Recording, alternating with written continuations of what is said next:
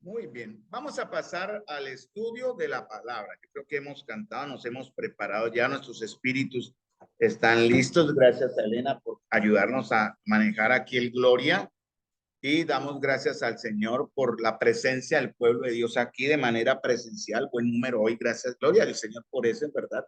Más los que están en Zoom, también hay un buen grupo, qué bueno. La obediencia es para el Señor una manera de mostrar en realidad nuestra entrega y nuestra consagración. Hoy escuchaba un mensaje y me pareció muy interesante al predicador que dijo algo muy bonito y me impactó esa frase. A nosotros se nos enseña que nos consagremos al Señor, se nos dice conságrese al Señor.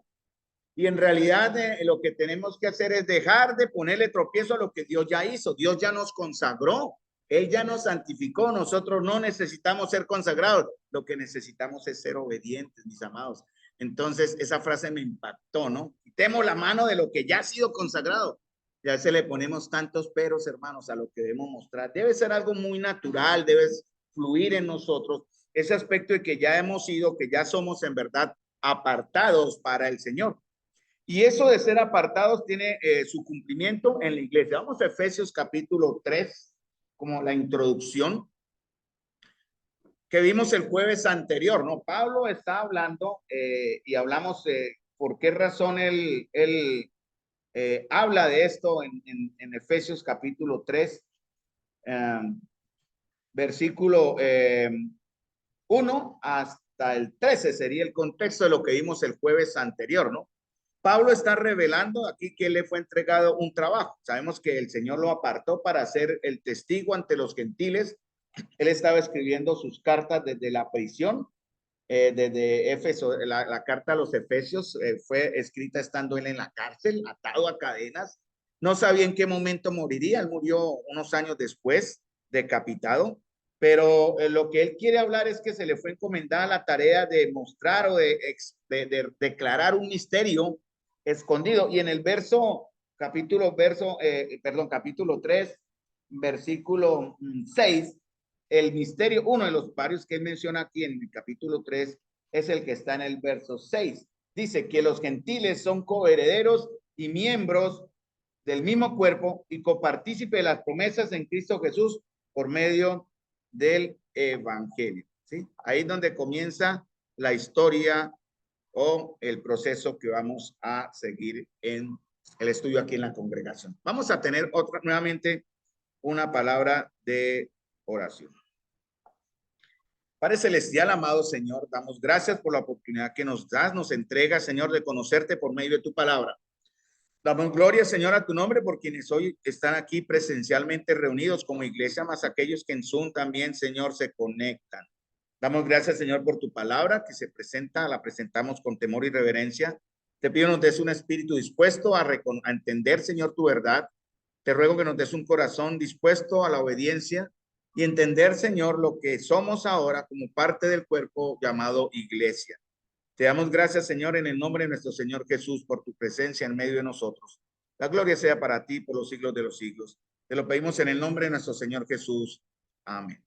Entonces, fuimos primero, acabamos de tener esta pequeña introducción en Efesios capítulo 3, versículo 1 al 13, que fue lo que empezamos el jueves anterior. Hoy vamos a ir a otro texto que está en Mateo capítulo 16, porque vamos a empezar como a conocer de dónde surge, de dónde viene, por decir así, el concepto de la iglesia como un cuerpo. Esto no fue algo que Pablo se inventó.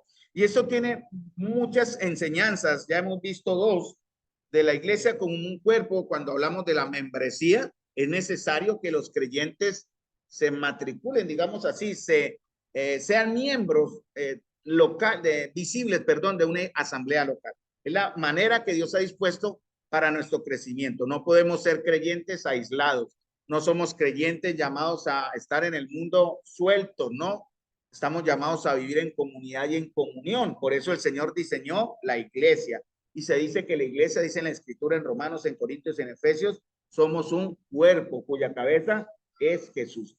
Pero ¿de dónde viene entonces la enseñanza? Vamos a empezar en Mateo capítulo 16, hasta donde podamos. No vamos a correr, en realidad tenemos como un mes o varias clases para hablar de esto antes de continuar en el estudio de Marcos capítulo 6, versículo 14, vamos a empezar a ver la historia de un hombre que dio testimonio, pero que fue muerto, Juan el Bautista, ¿no? Marcos capítulo 6, versículo 14, ahí vamos a comenzar dentro de unas clases más, unos jueves más. Pero ahora estamos viendo este concepto de la iglesia como un cuerpo, según el Señor. Mateo capítulo 16, versículo 13 al 20. Entonces, hermanos, si entendemos dónde comienza nuestra fe, vamos a entender el propósito de Dios al formar la iglesia. ¿Dónde comenzó nuestra fe en realidad? Y la palabra iglesia se menciona por primera vez en este texto de Mateo capítulo. Es el único de los evangelios que menciona la palabra iglesia. Hasta ese momento la palabra no aparecía. Jesús la menciona. Y si Jesús la menciona, hay una razón. Vamos a tratar de entender la razón de por qué él usa el término iglesia aquí en Mateo capítulo 16.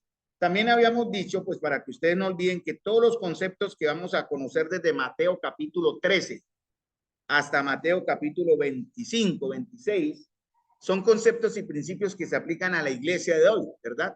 Son enseñanzas ahí en los evangelios, sobre todo en Mateo, que es donde vamos a tomar el texto de Mateo capítulo 13 hasta Mateo capítulo 26. Se empiezan a ver los principios que nos rigen o rigen a los creyentes para funcionar como iglesia.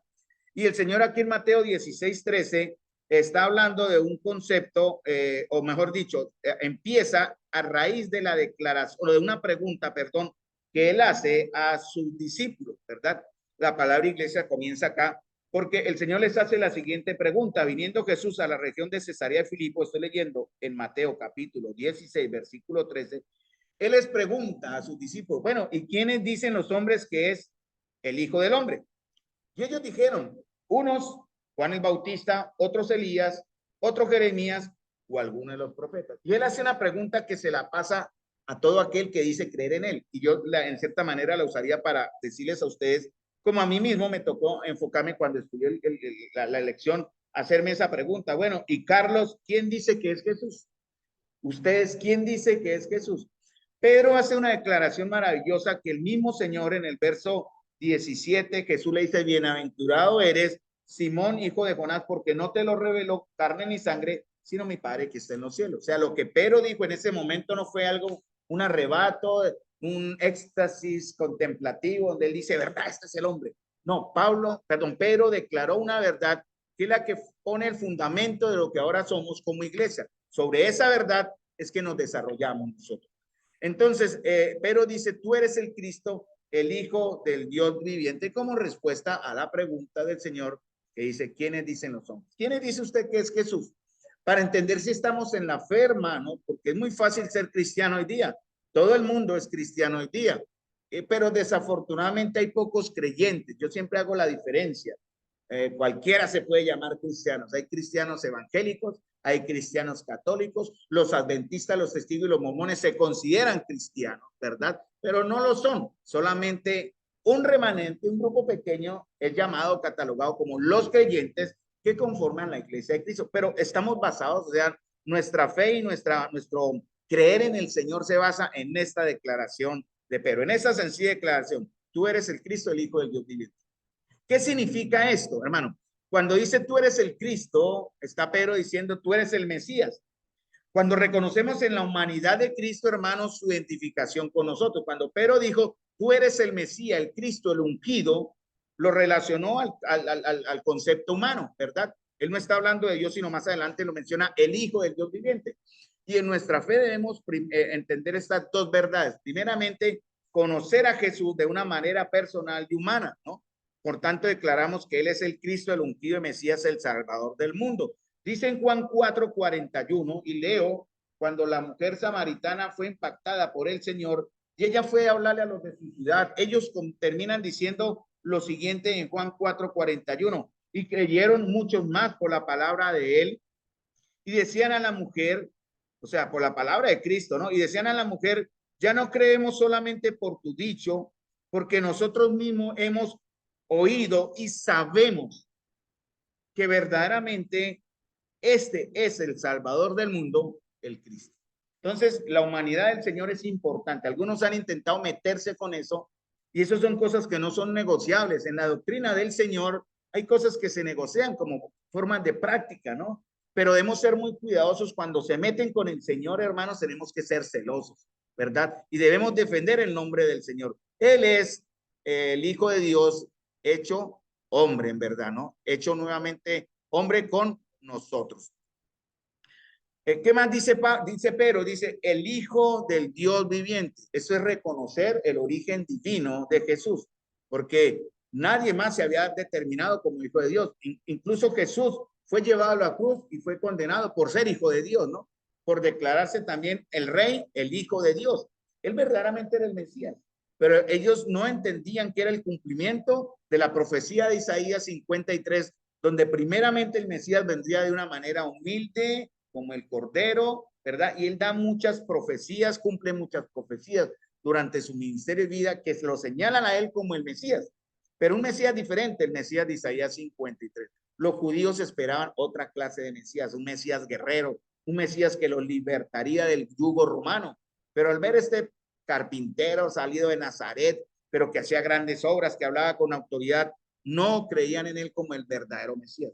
Muchos de sus discípulos, Natanael fue uno que está en Juan capítulo 1, 2, reconoce a Jesús como verdaderamente el Mesías, ¿no? El Hijo de Dios. Pero aquí lo reconoce como el Hijo del Dios viviente. Hermanos míos, reconocemos nosotros a Jesús como el Hijo de Dios, ¿cierto? Nuestra fe está basada en eso, no solamente reconocerlo como aquel que se identifica con nosotros, por lo cual él llega a ser el sustituto perfecto en la cruz del Calvario, sino también que como Hijo de Dios, dice en Filipenses, dejó su forma de Dios, se humilló a sí mismo haciéndose obediente hasta la muerte y muerte de cruz. No fue fácil. La muerte de cruz implicaba en verdad recibir la ira de Dios. Gracias a Dios no la recibimos nosotros, la recibió Jesús por nosotros. La ira de Dios se cumplió en Cristo. ¿Qué más dice respecto a los creyentes? La declaración del Señor más adelante dice, bienaventurado eres Simón, hijo de Jonás. Porque esta revelación viene de dónde? Directamente de quién? Del Señor. ¿Por cuál Señor? ¿El Padre? ¿Cuál Señor? ¿El Espíritu? ¿Cuál Señor? ¿Cuál impactó a Pedro en ese momento para hacer la declaración? ¿Quién es el que obra en nuestra salvación? El Espíritu Santo, ¿verdad? Porque los tres tienen diferentes papeles. El Espíritu Santo no está para pasar por delante de Jesús, ¿verdad? Quiero que entendamos esto. Algunas congregaciones han exaltado el Espíritu de Dios por encima de Jesús, ¿verdad? Pero hay un orden, ¿no? El Padre, el Hijo y el Espíritu Santo, y tienen su labor, y los tres son Dios. Ninguno en realidad se entra en la función del otro, pero los tres a la vez son Dios. Eso es lo que debemos entender. Por eso dice el Señor, bienaventurado eres, hijo de Jonás, bienaventurado eres Carlos, bienaventurado eres Elena, bienaventurado eres Wilfredo. Dice, porque no se lo reveló sangre, carne y sangre, sino mi Padre que está en los cielos. Hemos llegado, hermanos, nosotros a tener una convicción personal de quién es Jesús. Esa es la otra pregunta, ¿no? No solamente reconocerlo como el Hijo del Hombre, no solamente reconocerlo como el Hijo de Dios, sino también reconocerlo como el Rey de Reyes en nosotros, porque esos son los tres aspectos de los evangelios, como Hijo del Hombre, ¿verdad? En Lucas, como el siervo de Dios sufriente en Marcos, como el Rey en Mateo y como Hijo de Dios en Juan. Y esos tres aspectos, esos cuatro aspectos de Jesús se tienen que manifestar en nosotros también por declaración de nuestra fe. Entonces, ¿cómo se llama esto que Pedro en realidad más adelante cuando se llamaría eso en la escritura? El nuevo nacimiento. Cuando usted declara esto y está convencido, lo cree y lo vive, hemos nacido de nuevo. No por leer una lectura doctrinal en una iglesia, no por seguir rituales o ceremonias en la iglesia, es que usted llega a ser hijo de Dios. Muchos están engañados, no porque usted levantó la mano en un culto y pasaron, impusieron las manos sobre usted, oraron por usted, haga la oración de fe. Cuidado con eso. Seguramente usted fue honesto y si lo fue, y si fue honesto en ese momento y sincero, tenga la seguridad de que sí es salvo. Pero algunos piensan, no, yo levanté la mano, entonces fui salvo el día que levanté mi mano.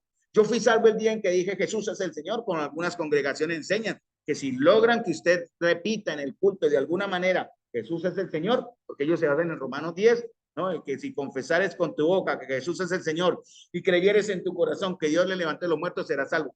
Y hay congregaciones que lo aplican así. ¿Qué razón? Porque muchos piensan que yo declaré a Jesús como mi Señor y ya soy salvo. Cuidado, hermano, porque nuestra vida tiene que mostrar también frutos. Y una manera de mostrar frutos es lo que estamos haciendo ahora. El estar haciendo, lo que estamos haciendo ahora es prueba de que estamos en la verdadera fe, estar congregados como iglesia, como un cuerpo, ¿verdad? Aquí localmente, minúsculamente en Santa María, como muchos otros en muchas ciudades, en otras partes, en otros idiomas y en otras culturas, se reúnen también, seguramente no como un estudio bíblico, pero sí a adorar y a buscar del Señor. Y cuarto, el Señor dice otra verdad.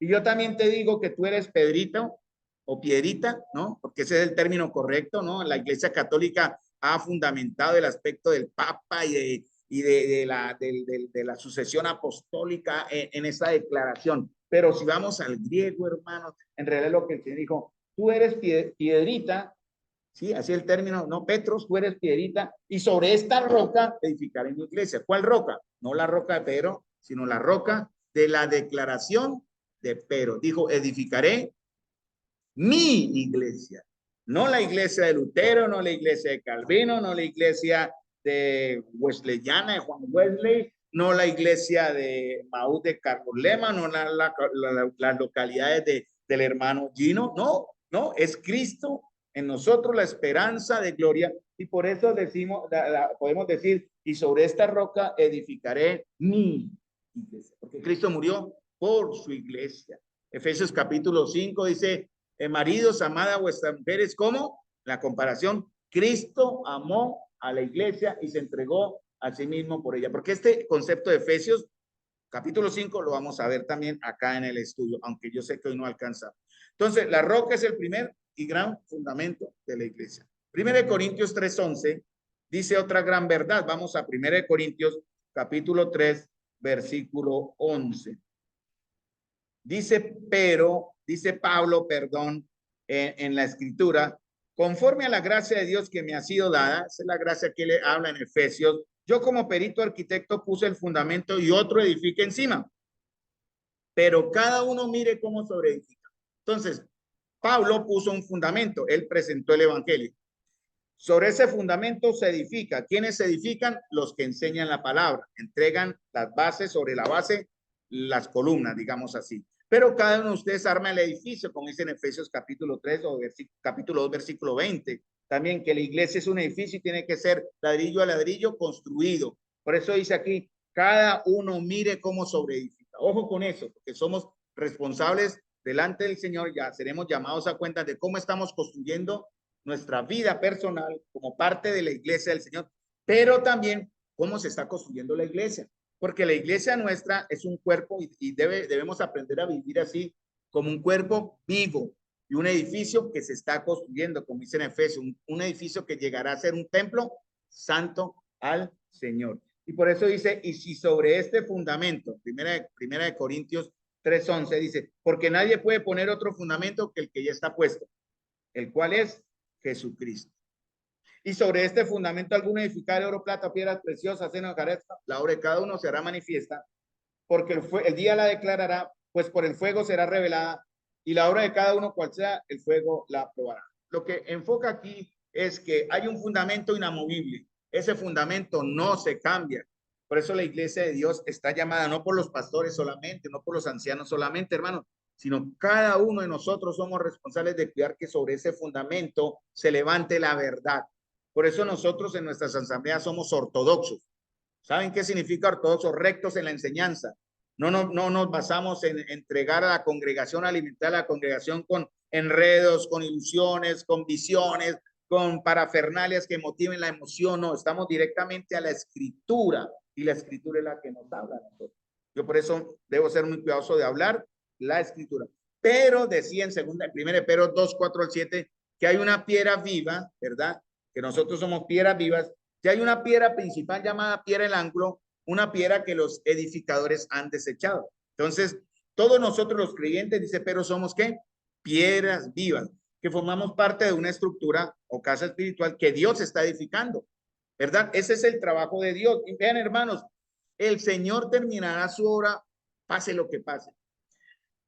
Yo creo, y lo he confirmado también por la verdad de la escritura, pero es muy personal lo que les comparto ahora, que hay dos iglesias en cierta manera, y no me malinterpreten, por favor. La verdadera iglesia, que es la que está aquí reunida, y la iglesia que no es del Señor, la que falsa iglesia.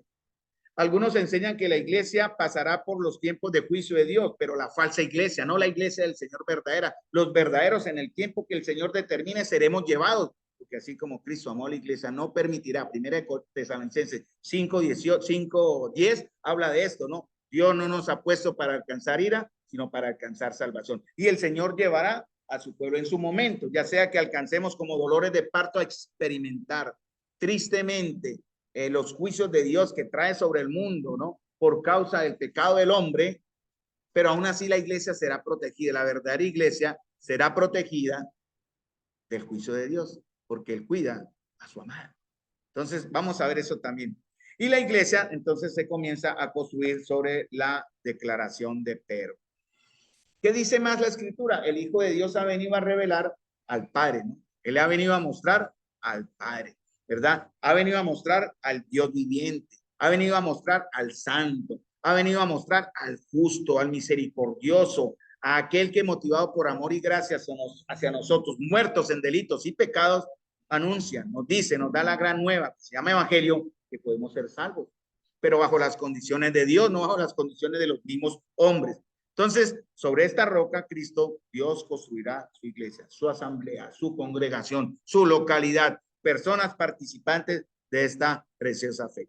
Yo había citado Efesios 2, 20, 21, lo tengo acá, me adelanté un poco, pero se los leo, escuchen, está en la escritura, eso está en la Nueva Traducción Viviente, pero lo pueden leer en la Reina Valera. Dice, bueno, ese está en la Reina Valera, perdón, yo tenía en otras la Nueva Traducción Viviente. Dice, edificados sobre el fundamento de los apóstoles y profetas, siendo la principal piedra del ángulo Jesucristo mismo, en quien todo el edificio, bien coordinado, ¿verdad? Va creciendo para ser un templo santo en el Señor, en quien vosotros también sois juntamente edificados para morada de Dios en el Espíritu. Este verso es importantísimo, porque nos dice varios conceptos de lo que es ser iglesia, ¿no? Debe ser un edificio basado en un fundamento firme, debe ser un edificio que está coordinado, no es chueco, no es choneto. Imagínense los que son maestros de obras y levantan una casa, un edificio y le dicen a Héctor, que es maestro, y dicen, no, Héctor, aquí le faltó plomaje, uno mire lejos y esa pared así torcida.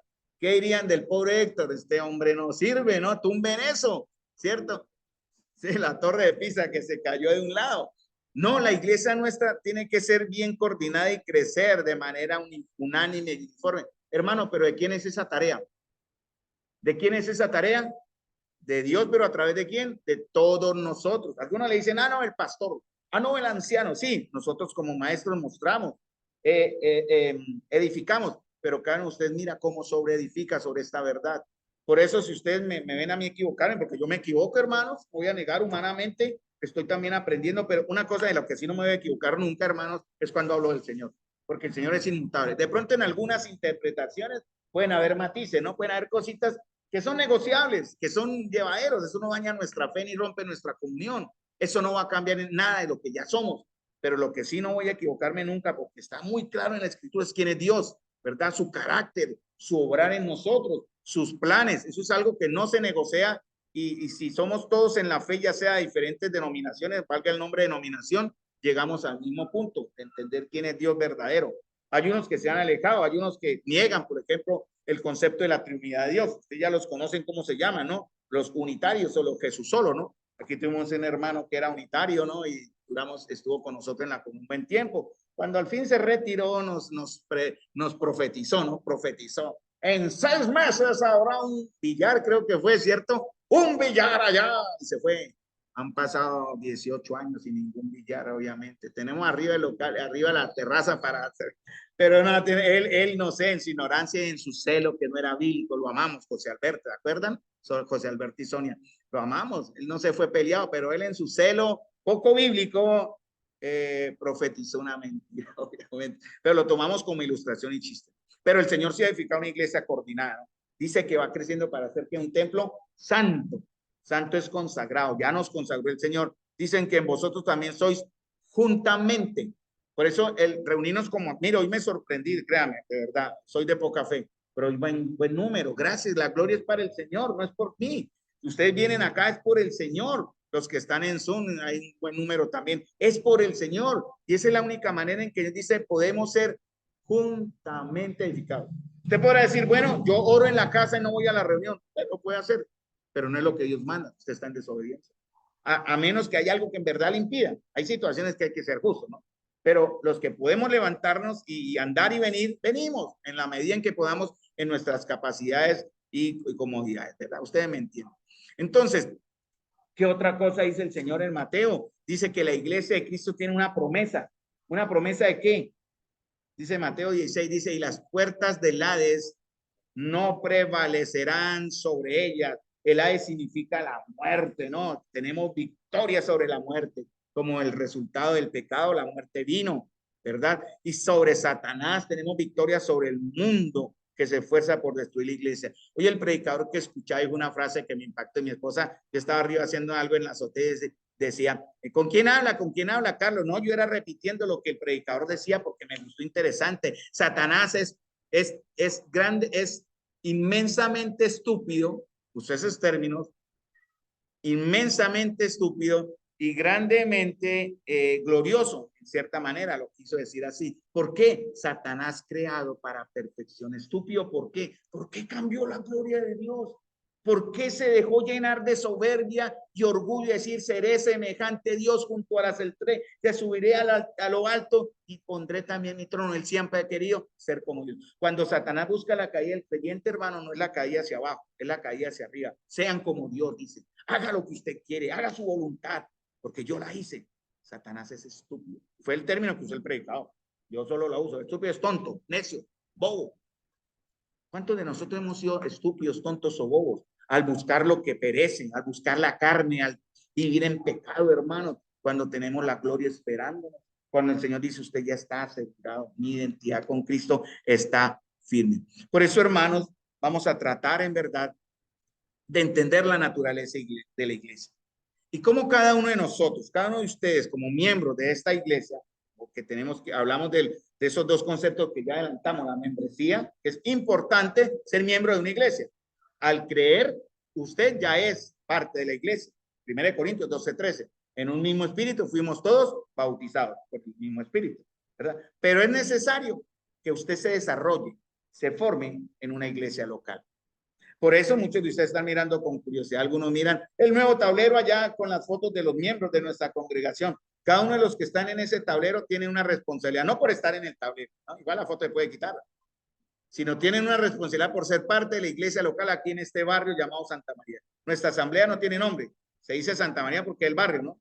No somos cada, no, algunos, así como hay iglesia en San Francisco, ¿verdad? De la cual hoy nos está visitando José Manuel, sino también una asamblea local en Santa María, que es por el barrio, no van a malinterpretar, ¿no? No es la parroquia de Santa María ni nada de eso, ¿no? Aquí nos reunimos los hermanos con sencillez de corazón de esta localidad, aquí en este sector, en este cuerpo local, en este barrio llamado Santa María o Coaviconza, como quieran poner ustedes en esto. Pero nosotros tenemos que empezar a vernos como una comunidad como real, y eso es real. Zoom es una ayuda, pero no es real. Esta comunión que ustedes tienen allá en Zoom y acá es real, pero no es lo que Dios quiere. Falta corregir eso. Pronto Zoom ya no estará y ¿qué haremos? Entonces, bueno, ahí vamos a ver cómo empieza a verse la obediencia de todo el pueblo, motivado por Dios mismo de venir a congregarnos de una manera real, viva. Algo interesante es que la Biblia enseña que los creyentes somos contribuyentes, participantes. Yo les mostraré y los llevaré por la palabra a entender esa verdad. Somos contribuyentes, participantes, colaboradores. Porque, hermanos, desafortunadamente muchos creyentes o cristianos vienen a la iglesia a ser simplemente consumidores, que me den, ¿no? Que me den. Y vienen cuando no les gusta el predicador. Hemos conocido hermanos que dicen cuando está en la planeación, ¿quién enseña este domingo? Y miran el planeador, ¿quién enseña? Y si el predicador no les gusta, ay, es que el hermano, y ya alguna razón buscan para no venir. Eso es pecado, hermano. Porque el varón que está aquí atrás enseñando como una tarea encomendado, permitido por los hermanos responsables líderes de la congregación, tiene una gran tarea, así como nosotros expresamos la verdad de Dios, y es una responsabilidad tremenda porque estamos hablando de sus almas, hermanos. Yo al estar enseñando acá, no lo hago simplemente como que es mi trabajo, como responsable y como mi don, porque eso es algo que también vamos a ver en la iglesia, dones. Cuando lleguemos allá, hermanos, Así como vamos a empezar a trabajar en pareja, ya de eso está, ya que se arranca, tenemos que aprender a conocer el don, los dones, ¿verdad? Cada uno de ustedes tiene un don. Yo tengo uno, don Carlos, me dice, en la fila. No, mentira. Mi don es ser maestro, hermano. Ese es mi don. Gracias al Señor por eso. Y me ejercito en ser maestro. Y me encanta ser maestro. Y queremos motivar a que, por ejemplo, las damitas se involucren en aspectos de actividad que muestren su don. No son talentos, obviamente, pero son los dones que pueden colocar para funcionar y son los que la Biblia enseña, ¿no? Entonces, vamos a trabajar eso, porque aquí no estamos llamados a ser consumidores, ¿no? Sino contribuyentes, ¿no?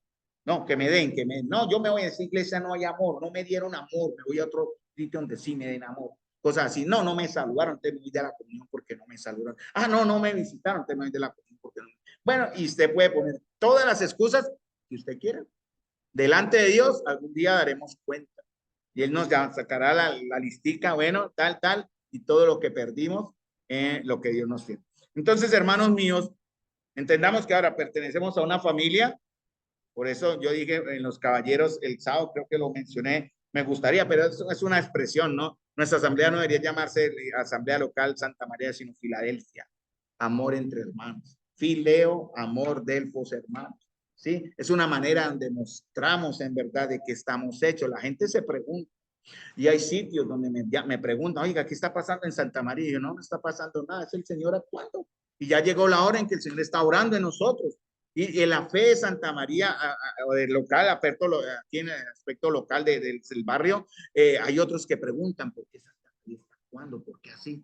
Vamos a la Escritura. Porque el Señor está orando, y también porque nosotros estamos obedeciendo, la única manera también de actuar. Yo no puedo obligarles a ustedes a que obedezcan, yo obedezco lo que me corresponde a mí y ustedes obedecen lo que les corresponde a ustedes y todos unánimes vamos creciendo como una familia. También que somos un cuerpo, dice la Escritura, también que somos un templo. Una comunidad, dice en 1 Pedro, llamado ¿cómo? 1 Pedro dice que vosotros sois ¿qué? Linaje escogido. ¿Qué más? Real sacerdocio, nación santa. Este domingo tengo el privilegio, la responsabilidad, el honor y la carga espiritual de llevar la palabra, y la palabra voy a adelantarles algo que tiene que ver con Levítico 2:11, para que ustedes vayan leyendo Levítico 2:11 y se empapen del tema, porque en Levítico 2:11 vamos a entender lo que significa ser un pueblo santo, y un linaje y un real sacerdocio, en cierta manera, con Levítico 2:11. Interesante, ¿no? El Señor nos muestra con pequeñas palabras grandes cosas. ¿Cómo llama Efesios a la iglesia? Efesios enseña que la iglesia, en Efesios 5, es la esposa de Cristo, ¿verdad? Y también cuando se habla del concepto de cuerpo, se dice que el cuerpo tiene una cabeza, ¿cierto? Cuya cabeza es Cristo, no es el pastor, ¿no? Si hay un pastor que sea cabeza en una iglesia, de pronto como representante, mas no como la cabeza de esa iglesia, porque el pastor no le da vida a la iglesia. Quien le da vida a la iglesia es Cristo. Quien nos da vida a nosotros es Cristo. Que nos va a llevar a crecer y llenar ese tablero con cientos más de hermanos que vendrán, es Cristo, ¿no? Y debemos estar preparados, hermanos, cuando la cosecha llegue, porque nosotros estamos sembrando, otros cosecharán, y seguramente nosotros cosecharemos lo que otros han sembrado, pero todo sea para la gloria de Dios. Y ahí hay campito para muchos más, y si no, llenamos la pared, no pasa nada, pero es para tener visiblemente a alguien por qué orar. Qué bonito, yo a veces me siento y le digo, como ilustración con mucha humildad, no quiero sonar prepotente, yo me siento acá y empiezo a ver a cada uno a sus caras. Algunos los regaño, le digo, ¿por qué? Y oro por él, y con otros digo, gloria a Dios, Señor, por este varón que está, y así, tengo un rostro visible, sé que son mis hermanos los que están aquí en estas fotitos. Bueno, es una manera didáctica de ver lo que estamos entonces entendiendo. ¿Ustedes saben en qué cronología fueron escritas las epístolas? ¿Algunos saben qué cronología, en qué orden? Nosotros tenemos en el orden, en la escritura, está que primero Hechos, después sigue Romanos, Primera de Corintios, después de Primera de Corintios que sigue Gálatas, Efesios, ¿cierto? Y así sucesivamente. Pero cronológicamente, las primeras cartas que se escribieron fueron las siguientes. Primera y Segunda de Tesalonicenses fueron las primeras. Después se escribió Primera y Segunda de Corintios. Después Gálatas y Romanos.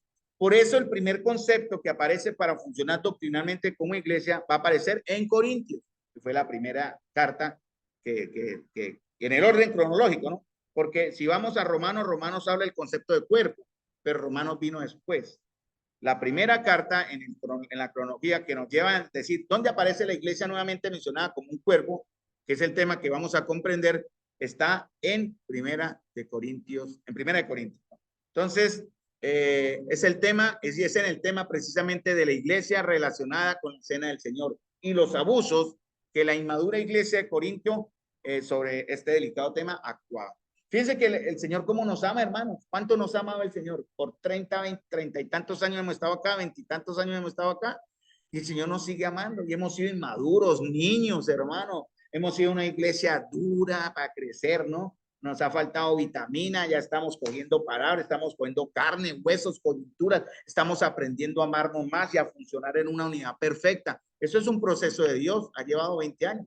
Uno no ve a nuestros hijos. Vimos una foto por ahí en el estado de Samuelito, ¿no? Que nos lo ha traído Wilfredo, pero allá la tía, por ahí la vimos en una foto toda orgullosa, teniendo al bebé, muy bonito su hijo, hermano. La misma cara del papá, yo le vi en el perfil así, eso ya no lo puede negar este varón, pero miren, el Señor cómo nos ha llevado a crecer de una manera, y uno decía, bueno, Samuelito hace un mes prácticamente que llegó a esta vida, y ya es grande, no, es un bebé, va creciendo, le están dando alimento suave, ¿no? No es alimento sólido, leche, ¿verdad? Y después de la leche se le da la carne y lo veremos a él crecer. Ojalá podamos participar de la comunión con Wilfredo y Jenny muchísimos años y queremos verlo crecer aquí gateando y no le va a decir, no, sí, el papá lo va a enseñar, pero no somos de, ay, tenga su niño, que desespero, no. No, hermanos, lo amamos y en verdad hemos visto a nuestros hijos crecer. Veo a Claudita cuando Jonathan, cuando Andrés Felipe, por ahí causaban desorden y quieren toda juiciosito, Anelita por ahí también toda juiciosita, pero los loquitos por ahí gateando y algunos hermanos se estresaban. Elenita cuando traía a Duancito, Elena llegó acá con Duan de ¿cuántos años, Elenita? Como de 5 años, ¿cierto? Y nos acompañó Duancito más de 20 años. ¿Cuánto? ¿20, 30? No, 25. 24 añitos Duan con nosotros, ¿sí? Y lo vimos ahí, él ya nos conocía nomás, él nos hablaba con los ojos, ¿no? Nicolás también, chiquitín, yo he visto fotos de Nicolás chiquitín, y Duancito nos hablaba con los ojos, ¿no? Y a veces ya me daba temor, de verdad. Yo a veces me acercaba a saludar a Duancito y Duancito me mira y decía, este chico me escudriña, él sabe cómo soy. Hermanos, él no necesitaba hablar, él nos hablaba con sus ojos, ¿cierto? Bueno, cuando Dios obra por su espíritu, hermanos, para salvación por medio del evangelio, él nos llama a algo. Dice 1 Corintios 1:9, dice, fiel es Dios por el cual fuiste llamados a la comunión con su Hijo Jesucristo nuestro Señor.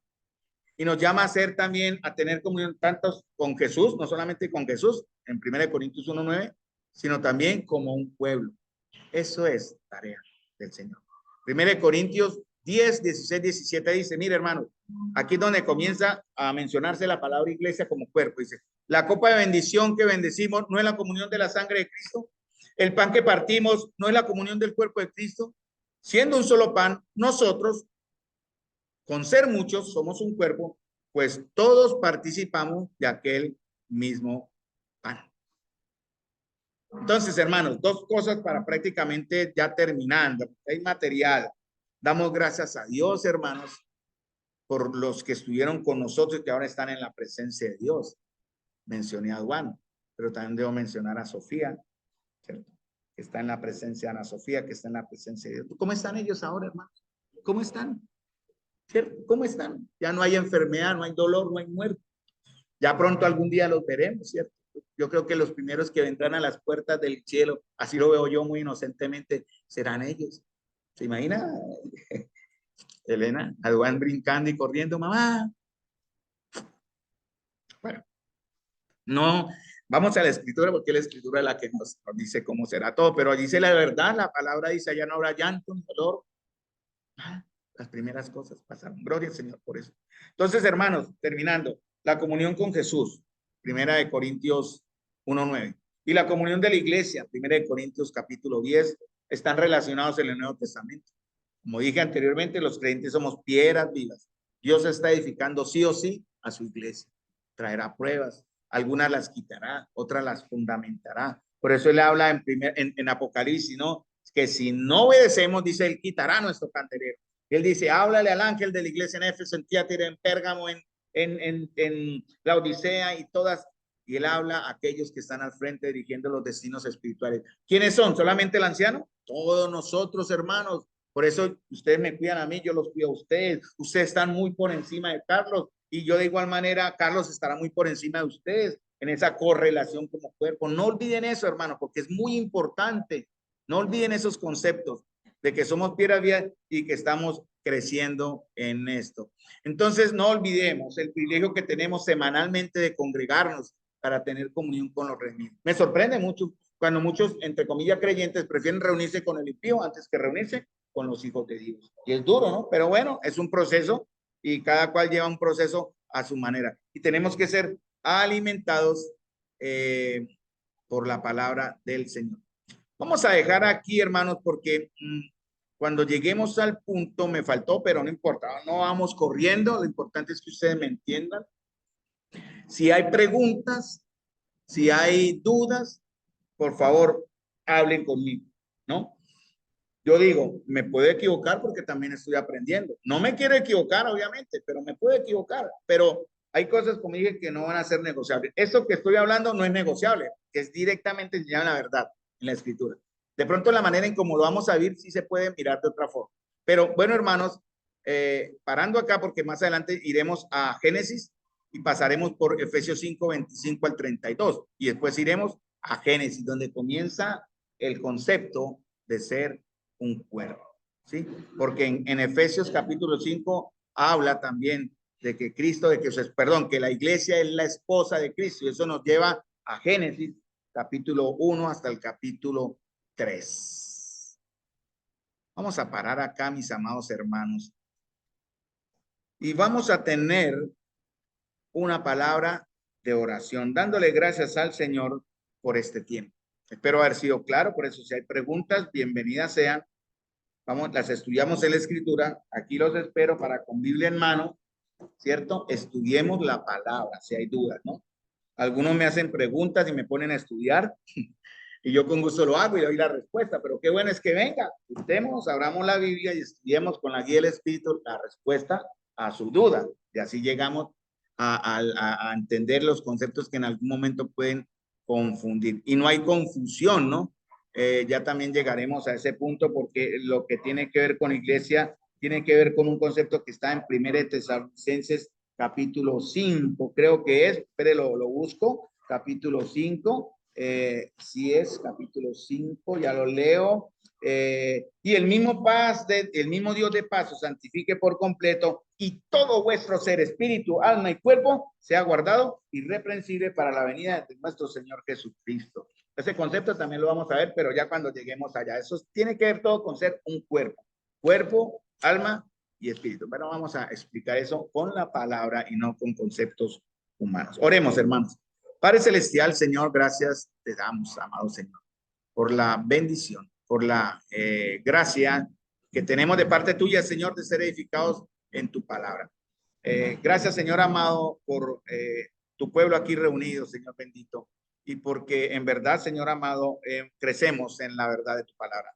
Recibe, Señor, ahora nuestras peticiones de oración, Señor, y tu pueblo que aquí te clama, Señor. Tú dijiste, si mi pueblo se humillare, oiré, Señor, y tú oirás ahora nuestra oración. Te lo pido en el nombre de nuestro Señor Jesús. Amén.